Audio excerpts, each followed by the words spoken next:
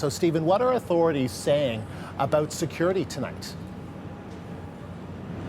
Well, they went into a lot of detail about how much security there's going to be here in Times Square, and just talking about the amount of security is almost a preventative measure in itself. And they're going to have more than 6,000 officers here in Times Square to police the area. And just this morning, I could already see dozens and dozens, including a bunch of new recruits who are going to be policing this area. And what they say is that they're going to have officers here, regular officers as well as officers with long guns. There's going to be sort of a double-barreled security gate for people to go through, where they're going to be wanded with going through metal detectors as well. There's going to be officers wearing personal radiation detectors walking through the crowds, and that's just what you're going to see. There's also going to be a lot that you don't see, and that's going to be plainclothes officers walking amongst the crowd, cameras everywhere. And in addition to just the regular officers, there's also the Critical Response Command. That's the New York Police Department's specially trained counterterrorism force, which numbers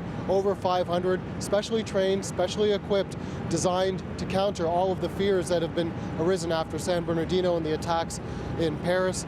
Let's hear from New York Mayor Bill de Blasio as he describes the effectiveness of that force. These 500 plus members of the NYPD, full-time, this is what they do. They're trained, they're armed specifically to prevent terror, and God forbid there were an incident, to respond very, very quickly. As the Commissioner said, to respond, in fact, in multiple locations, if necessary, as many as several dozen, if necessary. So you could not be more prepared than what the NYPD has put together here, and that's why New Yorkers should feel very, very comfortable going about their business over these holidays. So, Stephen, this sounds like an intense security operation. How could that affect the turnout?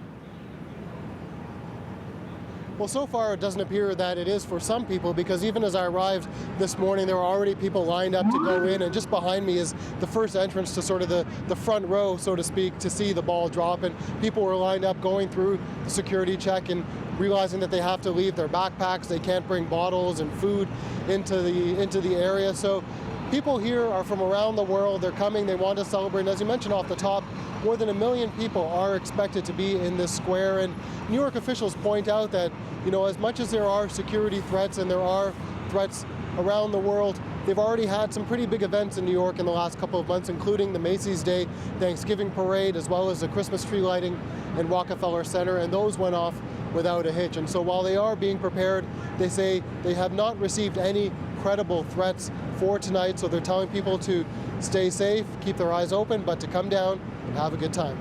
All right, Stephen, thank you. That's the CBC's Stephen D'Souza at Times Square.